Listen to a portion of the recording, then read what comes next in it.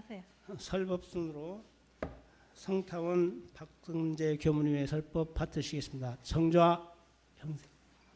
반갑습니다.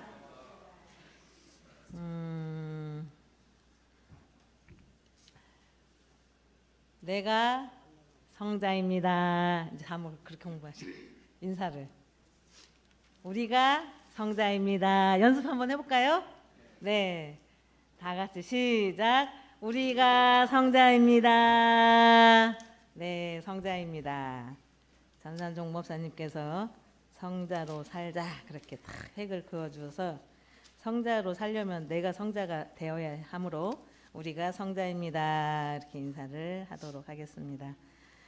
그 익산의 중앙교구의 어떤 교당 교도님이 치매 걸리셔가지고 교당 법당회를 못 오세요. 그러니까 날마다 교당이 궁금한 거야. 이제 제가 요양원에 살아보니까 24시간 치매 증상이 있는 게 아니에요. 살다가 어떨 때는 보통 사람같이 생활하시다가 어떨 때 갑자기 이렇게 이성의 끈이 딱 끊어지는 때가 있어요. 그래서 기억도 안 나고 여기가 어딘지도 조금 전에 법회 시작하기 전에 제가 도량을 한 바퀴 도는데 어떤 분이 여기가 어디요? 이렇게 보니까 우리 교도님은 아니신데 어디 오셨어요? 그래서 신평을 왔다고 하는 거예요. 신평 가시려면 저기로 가서 버스를 타셔야 된다. 이렇게 그런 경우야. 멀쩡했는데 어느 날 갑자기 여기가 어딘지를 몰라. 이제 그게 이제 치매거든요. 근데 이분이 얼마나 계실 때 교당회를 다니셨는지 전화만 누르면 교당회야. 집 전화든 핸드폰이든 전화기만 받다 하면 눌러. 교당 번호로. 그러니까 남자 교무님 사시는 교당 부임해서 사시는데 아들 전화번호도 모른대요. 이분이. 아들 전화번호도 모르고 기억이 깜깜한데 눌렀다 하면 교당 그 핸드폰 번호가 아니라 교무님 핸드폰 번호가 아니라 교당 전화로 교당 전화를 하시는 거예요. 근데 하루에 세 보니까 50번 정도 하시더래. 눌렀다 전화기만 보면 누르는 거예요. 근데 이제 교무님은 외출도 하시고 밖에서 풀도 뽑고 또 청소도 하시고 하니까 착신을 시켰죠. 교당 번호로 핸드폰에. 그러면 뭔 일 하려고 그러면 핸드폰이 울리고 뭐 좀 하려고 그러면 핸드폰이 울리고 도대체가 일 진행이 안 되는 거예요. 그게 전화 받느라고. 그러니까 나중에는 만나서 여차여차해서 설명을 해도 그게 안 돼요. 치매 일단 증상이 나타나면. 그러니까 제가 그 얘기를 듣고 무슨 생각이 드냐면 건강하실 때 얼마나 수없이 교당을 전화를 했으면 물론 이제 용건이 있어서도 하시고 문답감정 한다고도 하시고 뭐 여쭤보려고도 하시고 교무님께 뭐 좀 갖다 드리려고 하는데 집에 계시는지 또 전화도 하셨고 물론 그렇게 하셨겠죠. 얼마나 많이 전화를 했으면 전화기만 보면 교당 다 잊어버렸는데 교당 전화만 무의식적으로 누르는 거예요. 자, 그 말씀을 듣고 일상수행요법을 대조하는 것이 그 어르신처럼 하면 참 좋겠다. 이성의 끈을 놓아도 대조를 하는 거야. 이성의 끈을 놓아도 일상수행요법을 외워. 내가 남한테 의지하는 생활인가? 다른 사람을 가르쳐야 되는데 내가 못 가르치나? 저것도 내가 배워야 되는데 기분이 나쁜가? 배워야죠. 모르면. 그런데 뭐라고 하면 기분이 나빠. 그건 내가 배울 줄 모르기 때문에 그렇고. 그리고 내가 공도자로 숭배를 안 하나? 그게 늘 머릿속에 전화기만 보면 전화를 걸듯이 그 어르신이 교당으로 전화를 걸듯이 늘 일상수행요법이 이성의 끈을 놓아도 그렇게 되면 얼마나 좋을까 생각이 들어요. 제가 요양원 한 6년 근무를 했는데요. 어떤 분은 종로교당 교도님이셨어요. 근데 우리 요양원에 오셨어. 구의교당이 운영하는 조그마한 가족적인 분위기라 너무 좋다고 이쪽으로 모셨어요. 큰 데 계시다가 이분은 5시만 되면 딱 나와. 다른 분 다 주무시는데 그 신경 안정제를 드려도 소용없고 치매약을 드려도 소용없고 주무시는 약을 드려도 소용이 없어. 5시만 딱 되면 팍딱 일어나서 그 거실로 이렇게 나오는 거예요. 그러면 요양보호사가 그 새벽에 막 나오니까 얼마나 깜짝 놀라겠어요. 나오셔서 거실 의자에 앉아서 선을 하시는 거예요. 치매 어르신이 5시만 되면 나와서 선을 하셔. 아니 그 정도는 돼야지. 저는 내가 이성의 끈이 놓쳐지면 5시 돼 거실에 나와서 선을 할까? 제가 그걸 보고 깜짝 놀랐어요. 그리고 낮에 피곤하시잖아요. 산책도 가고 프로그램도 해야 되고 어디도 가고 법당도 가야 되고 어디를 막 다니려면 힘들어. 80이 넘어서 거의 90이 다 된 분이라 힘들어. 막 피곤하고 졸고 있어.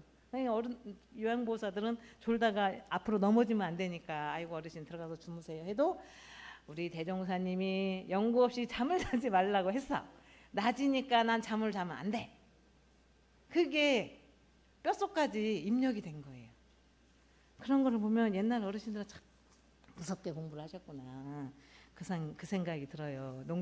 농사를 짓는 분, 뭐 도회지에 사시는 분 상관없이 참 어떻게 공부를 하셨을까. 이성의 끈이 놓쳐도 5시가 되면 펄떡 일어나서 선을 하시고, 그리고 낮에는 잠을 자면 안 된다고 우리 대종사님이 그렇게 했다고. 원장님 대종사님 누구예요? 영감님 이름이에요? 나중에 요양 직원들이 물어서 이런 무식하게 원불교에서 운영하는 요양원에 근무하면서 대종사님을 모르시면 어떡하냐고 내가 막 그러면서 이제 웃으면서 야단을 쳤는데, 그 정도로 돼야 성자의 모습이야. 치매 걸리는데 무슨 성자예요? 아니요. 그렇게 돼야 될 것 같아요. 예. 600년 동안 르네상스라는 말 들어봤어요? 르네상스? 600년 동안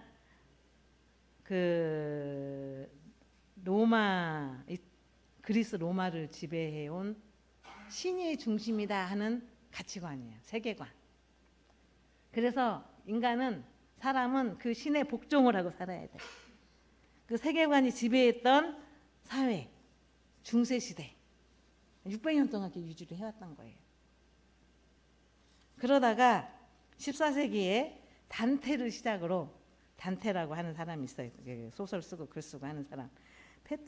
페트라르카 또 보카치오 이런 사람들이 그리스 로마 신의 고전 문학에서 이제 깨어난 거야. 의식이 깨어나.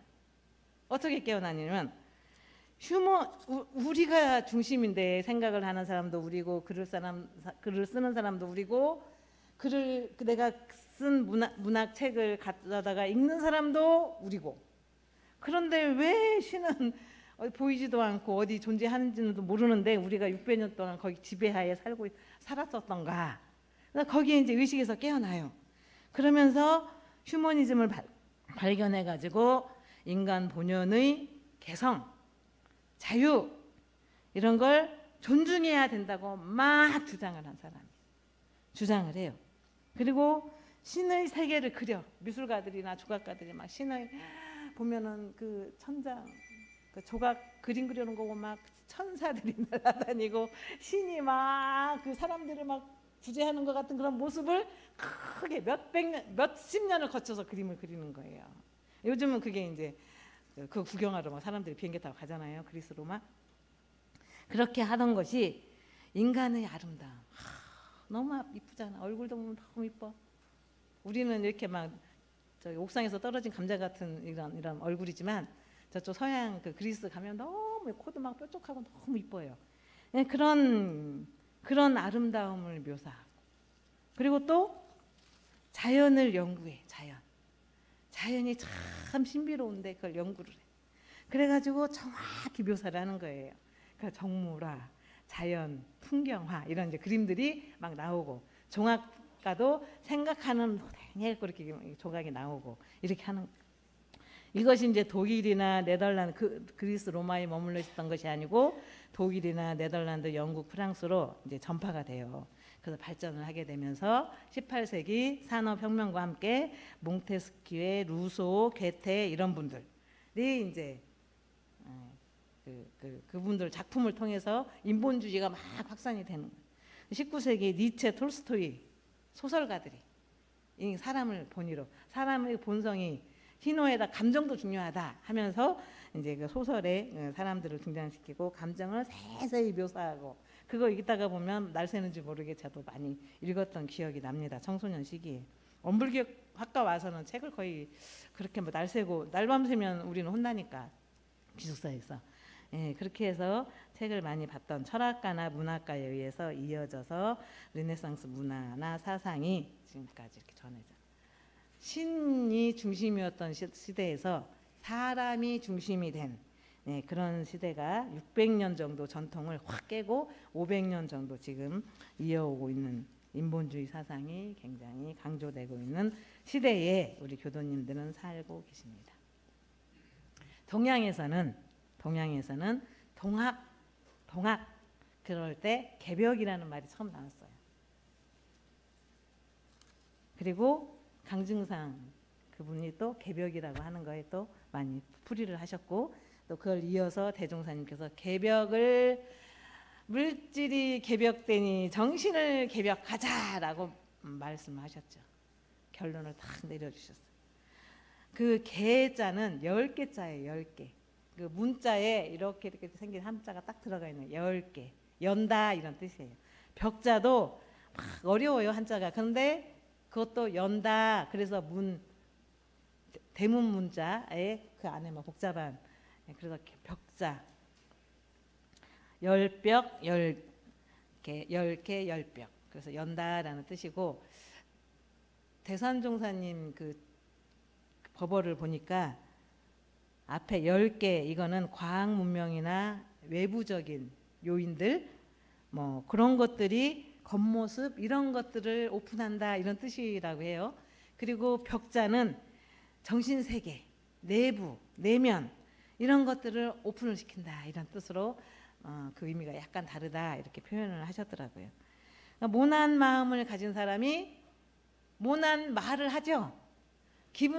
그 화가 난 상태에서는 누가 나를 건들면 신경질을 그 사람한테 퍼부서. 그리고 행동도 그렇게 해. 그리고 찌그러진 마음을 가진 사람은 찌그러진 말을 해. 괜히 그냥 고운 말 해도 되는데 비꼬는 말이 그냥 나와. 그리고 조금 야유, 저주 이런 의미를 담은 말들을 해요. 행동도 그렇게 해. 그런데 원만 부족한 마음을 가진 사람은 말도 원만 부족하게 말씀을 하시죠. 그때 이제 내 마음을 보셔야 돼요. 그때 아유 이렇게 나를 오래 세워놓지 아유 줄이 너무 길어 이럴 때 병원이나 마트에 가서 줄이 너무 계산대에 사람이 쭉 서 있다 그러면 빨리 가야 되는데 병원도 가야 되고 막 누구랑 약속도 해야 되는데 약속도 했는데 길이 너무 길다 그러면 어때요? 마음이 요란하고 막 짜증이 나잖아요. 그럴 때 내 마음을 딱 봐야 돼. 아 지금 내 상태가 원망 부족한 상태가 아니구나. 그래서 원망 부족한 마음을 빨리 찾아야 돼. 그게 없는 게 아니에요. 내 안에 다 숨어 있어요. 근데 짜증과 이 조급함이 원망 부족한 마음을 가리는 거죠. 그래가지고 뭐만 보여? 짜증스러운 마음만 보이고 조급한 마음만 보여가지고 옆 사람한테 그냥 막 괜히 툴툴거리고 계산하는 사람한테 빨리빨리 계산 안 한다고 뭐라고 하고 왜 이렇게 사람이 많냐고 또 마트에 사람이 많아요. 그 사람들은 돈을 많이 벌어서 성공하는 거잖아요. 근데 괜히 사람이 많다고 툴툴거리고 그런단 말이에요. 그거는 원만 부족한 상태 그 상태에서 내 마음을 얼른 돌아보고 회복을 하셔야 돼.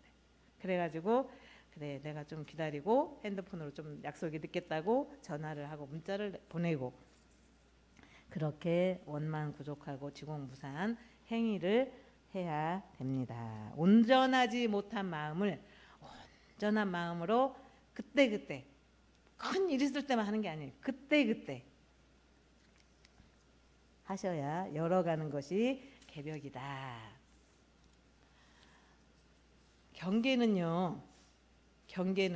나쁜 것만 나를 불편하게 하는 것만 경계가 아니에요. 나한테 유혹하는 것도 경계예요. 나를 유혹해. 야 이거 게임을 했더니 돈 20만 원 벌었어. 좀 더 하면 100만 원 금방 되겠네. 그것도 경계. 막 유혹하는 거. 돈으로 나를 유혹하잖아요. 그리고 역경도 없고 공경도 없고 역경도 없고 순경도 없이 텅 비어있는 상태도 경계예요. 공경이라고 하거든요. 아무것도 없는 상태가 공경, 비어있는 경계. 그게 더 무섭다고 하셨어요. 어른들은. 역경은 나를 불편하게 하고 내 마음을 이렇게 막 흔드니까 금방 알아채는 거예요.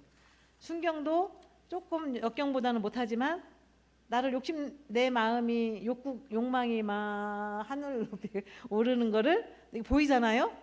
욕심 나는 게 보이잖아요. 그러니까 알아차려. 근데 역경도 아니고 순경도 아닌 텅 빈 경계는 더 사람을 공황장애 아시죠? 공황장애, 우울증, 순경이고 역경이 있어서 우울증이 걸리는 거 아니죠. 우울증인 상태는 진짜 경계가 없어요. 근데 본인이 우울해. 괜히 울어 혼자. 공황장애, 어디에 막 불안해. 이런 것이 공경. 그게 더 무섭다. 요즘 현대병. 대종사님 말씀하셨어요. 현대병. 그리고 선천시대 신이 중심이었을 때 시대는 막힌 시대예요. 어디 가서 말도 못해. 소리 소문 없이 잡혀가. 사제들이 죽여 데려다가 지구는 둥글다. 다 죽어. 지구가 움직인다. 다 잡아가. 그랬어요. 막힌 시대. 음침한 시대예요.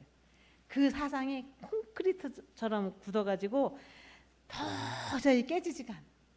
정말로. 혹시 지금 내가 내 고집으로 콘크리트처럼 단단하게 다져져 있는지, 아니면 나만의 아집, 내가 안다, 내가 최고다, 내가 이것도 했는데, 내가 군청에 군소도 해봤는데, 이런 생각으로 꽉 잡혀있지는 않은지 한번 되더라고요. 그것이, 그 마장이 내가 공부하는데 큰 경계가 돼요. 방해꾼이 돼. 더 이상 나아갈 수 없게 만드는 장애물이 됩니다. 그래서 관습이나 유교적인 사고 이런 것들이 저 젊은이들하고 어울리지 못하게 하는 벽을 만들어요. 내가 어른이잖아. 어찌 어른한테 함부로 해. 그러니까 태어나면서 우리가 생긴 건 아니죠. 유교적인 교육과 방식에 의해서 만들어진 그 무엇이잖아요. 근데 그걸 막 끝까지 유지하면 정말 외롭지요. 근데 후천개벽에 그리고 또 집단 무의식도 굉장히 크게 작용을 합니다. 집단 무의식. 후천개벽 시대는 열린 사람이 사는 시대예요. 열린 사람들이 많아. 그리고 내 생각도 중요하지만 네 생각도 중요해. 내 생각도 중요하지만 다른 사람 생각도 내가 미처 생각하지 못한 생각을 갖고 할 수 있다고 그 사람을 존중하는 거예요. 그래야 그 사람 말에 귀를 기울여. 나 저 생각은 미처 못했는데 왜 못했지? 이 생각에 사로잡혀서 나는 못했어. 근데 저 사람은 이 생각을 없기 때문에 객관적으로 투명하게 볼 줄을 알아. 의견을 제시해. 그러니까 남의 말에 제 의견을 귀를 기울이고 그 의견을 수용하고 물처럼 화합한 잘 섞이는 그런 사람들이 많이 사는 시대가 후천개벽 시대다. 그리고 후천개벽 시대의 성자는 개벽 시대의 성자는 활불에 움직이는 성자예요. 움직이는 성자. 내가 돌을 깨쳤다. 그래서 가만히 앉아 있는 성자가 아니에요. 가만히 앉아 있고 움직이는 성자. 복과 해를 만들기 위해서 부지런히 날마다 움직여.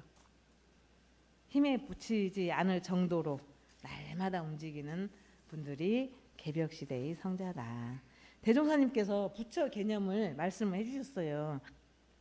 성리품 29장에 일본 사찰단이 조선 그때는 조선이죠. 대한민국이 만들어지기 전이니까 사찰단이 총부를 방문했네. 총부를 방문했어요. 그래가지고 방문해서 여기서 구경을 해 안내를 해주니까 이제 안내 받고 여기도 이건 뭐고 저 이건 뭐고 여기는 대각전입니다. 법당입니다라고 소개를 하니까 총부 법당에 이렇게 부처님이 계셔요? 아예 보이는 사람 있을 거예요. 이 법신부를 통해서 부처님을 만나는 사람도 있어요. 네, 있어요. 갔더니 아무것도 없어. 초 2개, 향로 하나에 둥근 법신불만 그 이런 금색도 아니고 까만 법신불만 딱 있는. 아니 귀댁은 귀교는 부처님을 어디다 봉안을 했어요. 제가 구석구석 가봐도 부처님이 안 계시네요. 어디다가 꽁꽁 숨겨서 모셨습니까? 이렇게 물어요. 그러니까 대종사님 뭐라고 하셨어요? 좀 기다려 보세요. 뭐 좀 하느라고 잠깐 나가셨다. 그러니까 일본 사찰단들이 생각할 때 뭔 부처님이 돌아다니나? 그렇게 했을 거 아니에요. 잠깐 기다려 보세요. 그러면서 점심때가 되니까 산업부원들이 농기구를 어깨다 메고 들어와. 그러니까 우리 집 부처님은 저 양반들이 우리 집 부처님이요. 대종사님 그러셨어요. 그 일본 사찰단 쭉 세워놓고 저 사람들이 우리 집 부처님이다. 우리 집 부처님입니다. 그래서 부처님을 그렇게 정의를 하신 거예요. 아무 빈 마음으로 공심으로 공변될 공자 공심으로 아무 사심 없이 오직 원불교를 위해서 오직 총부 대중을 위해서 뭐를 해요? 밭에 가서 논밭을 일구고 씨를 뿌리고 잡초를 제거하고 그 마음에 어디 마음이 모난 곳이 있으며 그 마음에 어디 찌그러진 마음이 있었겠어요.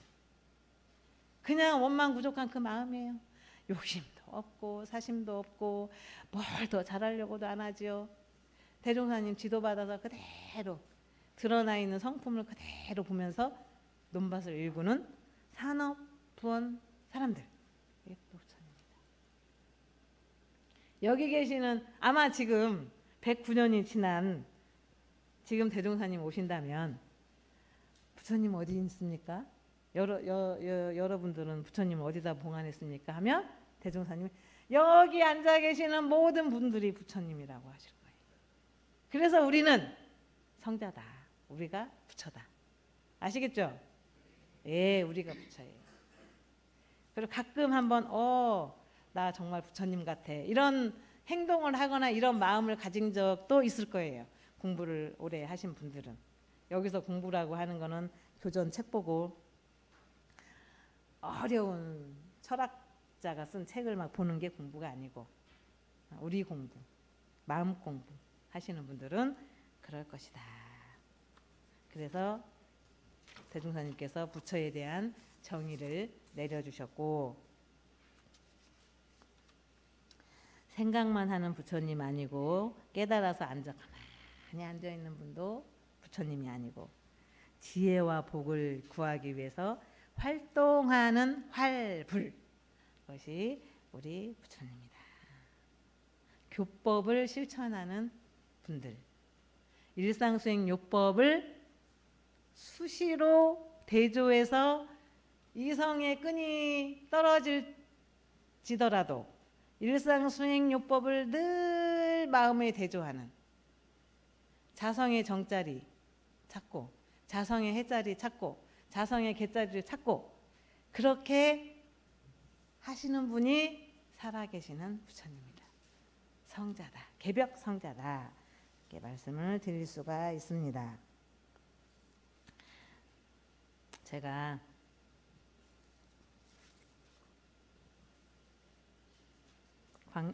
구의교당에 요양원이 있었다고 그랬죠. 근무하는데 어르신이 원불교에서 운영하는 요양원이라고 소규모 요양원이라고 해서 원불교인만 오는 것도 아니고 종교가 없는 사람만 들어오시는 것도 아니에요.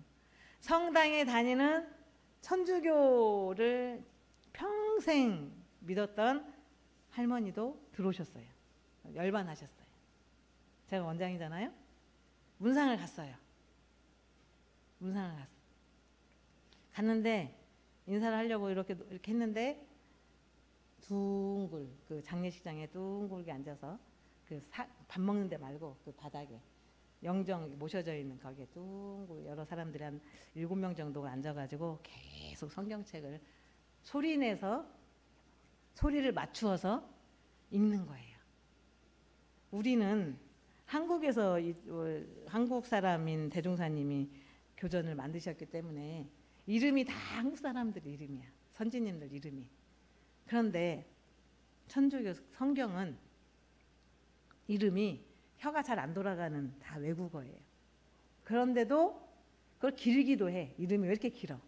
그럼에도 불구하고 그 사람들이 한 소리를 맞춰가지고 그 성경을 계속 읽는 거예요. 제가 쳐다보고 있었죠. 옆에서 이렇게 서서 이렇게 지켜보고 있었어요. 다 끝나면 절을 하려고. 얼마나 많이 읽었으면 소리가 하나로 탁 모아져서 또 하나님의 말씀이라고 하니까 거룩하게 말씀을 받드는 자세로 그렇게 막 읽는 거예요. 제가 그걸 한참 쳐다보면서 아이고 우리는 교전을 읽으라고 막 버벅거리고 그러시던데 여기는 어떻게 이게 한 소리가 그렇다고 거기 다 젊은 사람만 있는 게 아니에요. 이 구역 사람들이겠지. 이분이 소속돼 있던 이분 자녀들이 다니는 성당의 그 구역을 맡은 사람들. 제가 그걸 보고 깜짝 놀랐어요.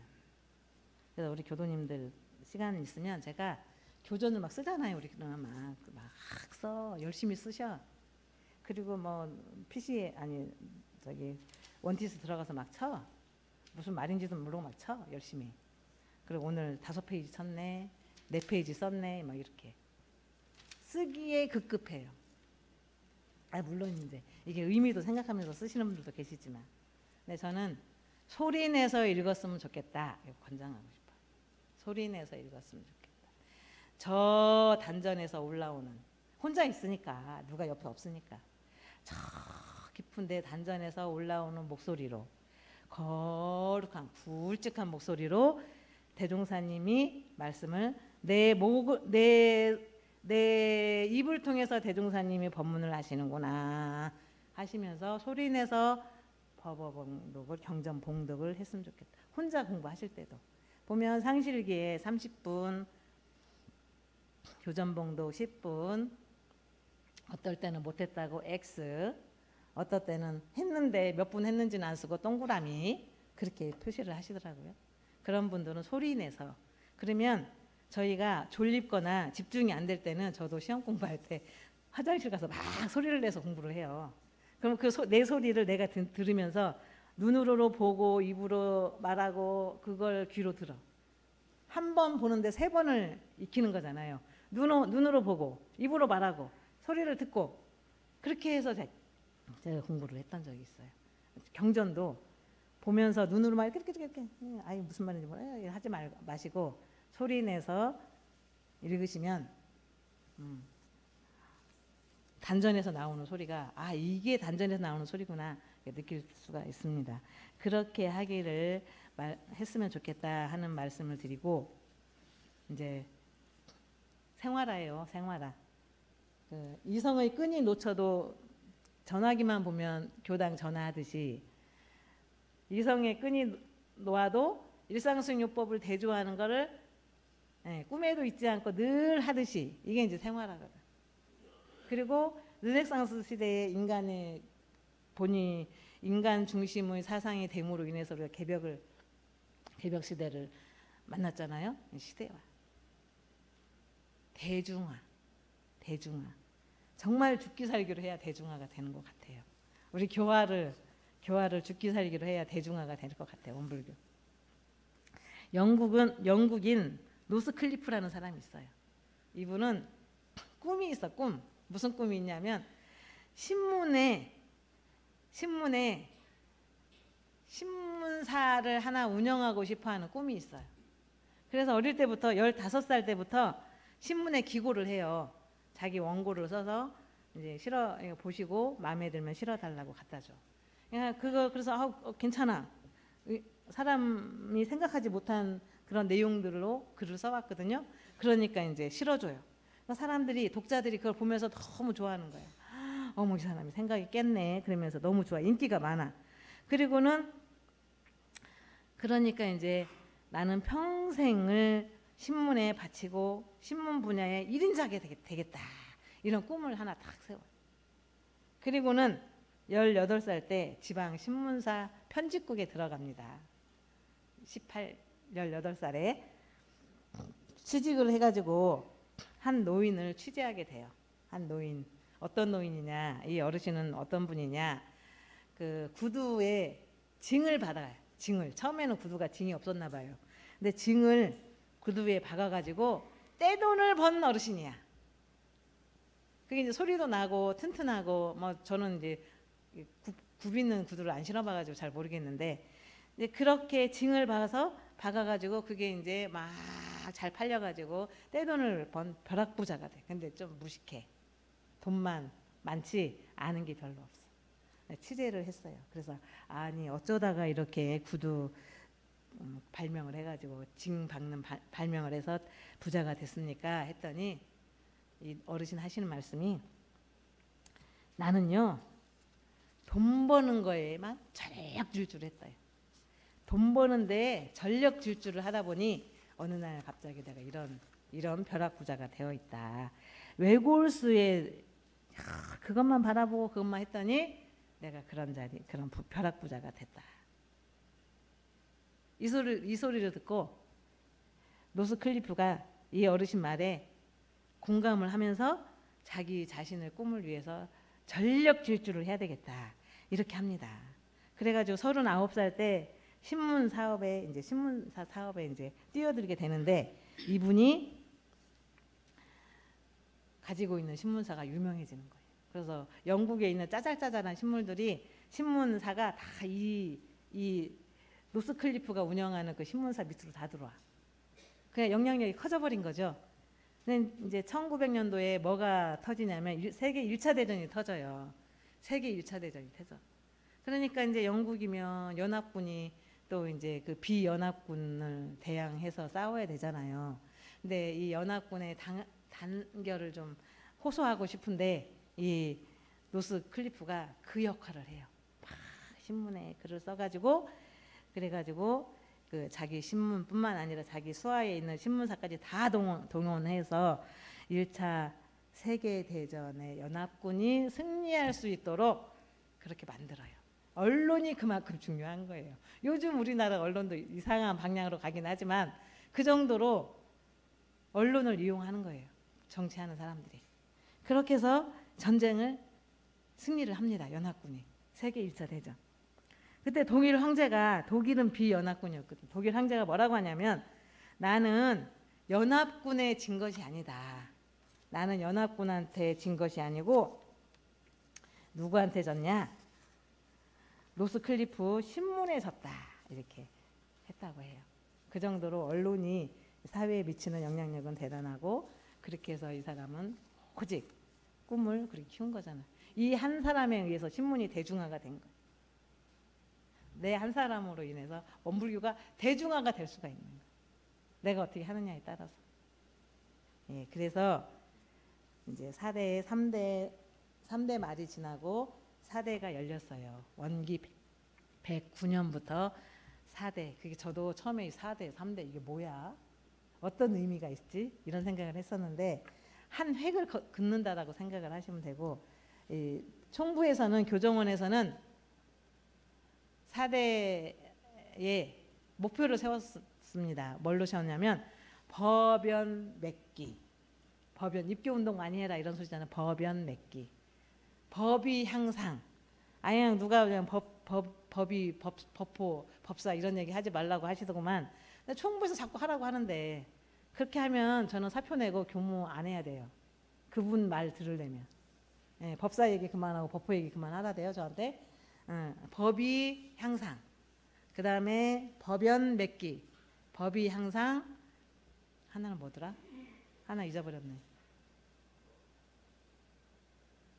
예, 그렇게 한 가지가 더 있는데 제가 나중에 기억해서 메모를 잠깐 해놨는데 예, 그렇게 총부해서 법연 맺기, 법이 항상 그렇게 해서 원불교가 대중화가 될 수 있도록 또 생활화가 될 수 있도록 예, 또 시대와는 이미 대종사님께서 시대에 맞춰서 내주셨기 때문에 이제 그 전산종법사님 신년법문 요지를 말씀을 드렸고 이성의 끈이 떨어진다 하더라도 일상수행요법은 늘 대조하는 예, 그런 교도님이 되시고 저도 또 열심히 공부하는 예, 그런 교도가 되기를 약속을 드리면서 마치도록 하겠습니다. 감사합니다. 네, 감사합니다. 우리는